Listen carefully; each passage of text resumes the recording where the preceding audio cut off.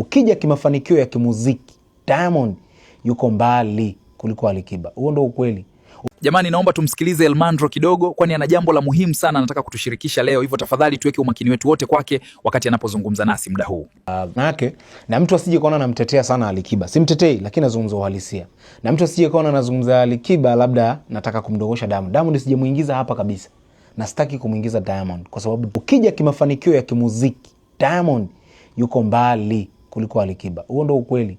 Mafanikio ya kimuziki, hakuna msanii wa Afrika Mashariki anamfikia Diamond kwa mafanikio. Ushanielewa? Hakuna msanii Afrika Mashariki anagusa hata nusu ya Diamond ya mafanikio yake ya kimuziki. Hakuna.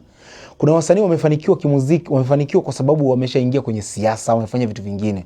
Diamond hajaingia kwenye siasa, mafanikio yake ni kupitia muziki. Anatoa ngoma inamuingizia hela, anafanya show inamtengenezea hela. Diamond hajaingia kwenye siasa, hajafanya chochote, muziki umemuingizia hela. So Alikiba kimataifa huwezi kumkompea na Diamond. Kwa mafanikio huwezi kumkompea na Diamond. So unapomtaja Alikiba usimuingize nani?